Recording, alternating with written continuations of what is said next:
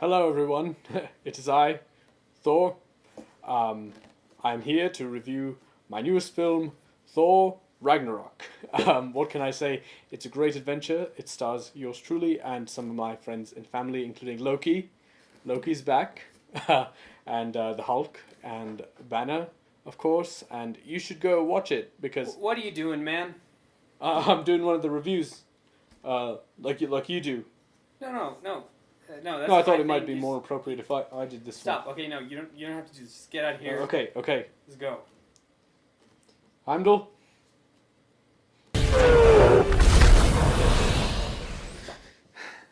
Hey everyone, sorry about that. New roommate. He means well, but he's still adjusting. Anyway, what were we talking about?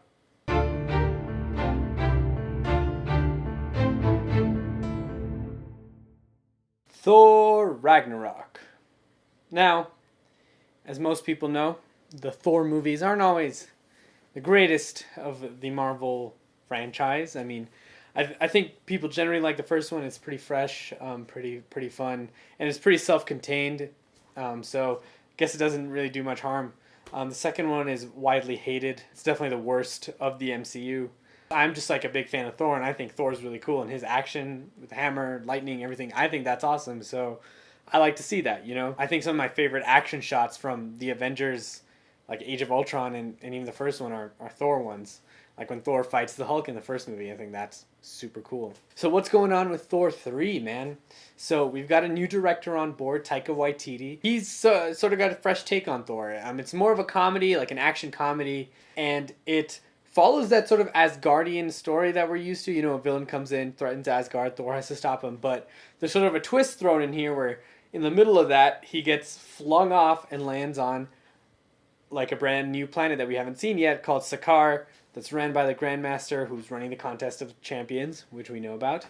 And if you've seen the trailer, I will be spoiling the stuff that's in the trailer but not in the movie. So yeah, there, Thor runs into the Hulk and he has to try to get back home and team up with a bunch of new people to get back to Asgard and stop the new villain Hela. Man, I've just got to say, this movie's really funny. It hits that mark perfectly, but I don't think that it betrays itself in doing so. A lot of the criticism I heard about it going in was that it sort of does humor and undercuts some of the more emotional moments, whereas I don't think that's necessarily the case. I think that it builds the scenes to be what they are, and it stays true to that. So, to me, when people say that, it's kind of like, I guess you didn't fully get the context of the scene. Because I think when it really needs to be emotional or something, like something happens, something serious happens, it doesn't go for the humor. But if it's, sort of infusing the humor with a scene that has some like character development and stuff, then yeah, it's going to keep doing that. I don't see where that criticism really came from. So I don't think that's a big problem. Do I think it's a problem with some of the other movies? Yeah, maybe sometimes, but I don't think that happens in here. I think that the character arcs are really well fleshed out. You've got Thor, Loki, and the Hulk in here, probably the main characters of the movie, and Hela, of course, the villain. Valkyrie, I just don't want to talk about Valkyrie because I kind of went into this fresh on Valkyrie, and I really liked what I got out of that. So I'm not going to spoil or mention anything about that. Just know that she's great, and Tessa Thompson does a great job.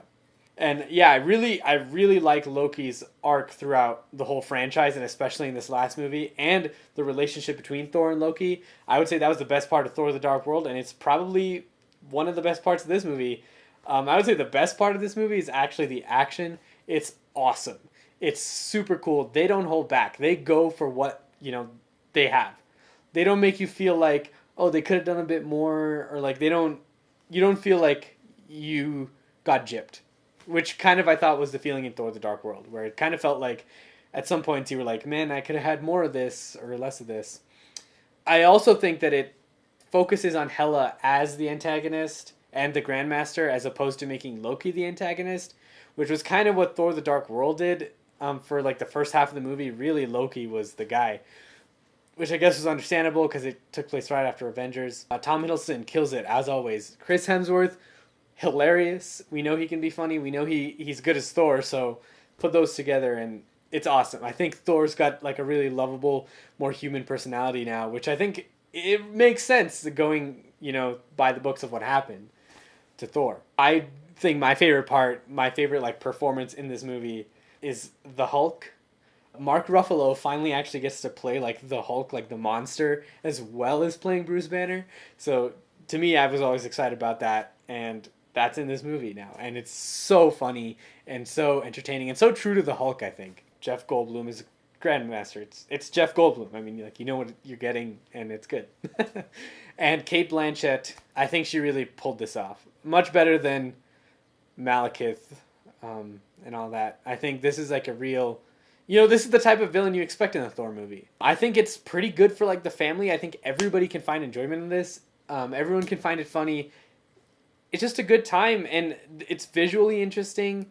It's really fresh. Things you haven't seen before are in here. And it's kind of odd to say this about a Thor movie, because I feel like Thor has been kind of neglected by Marvel up until this point, but now he's sort of got his spotlight, got his time in the sun, and it's great. I thoroughly enjoy it. I've seen the movie twice now, which is why this review took so long to come out. But yeah, if you haven't seen Thor Ragnarok yet, I do recommend it. I'm going to give Thor Ragnarok 5 stars. I loved it. So yeah, that's about it. That's my review for Thor Ragnarok. I'll see you guys in the next video. I'm out.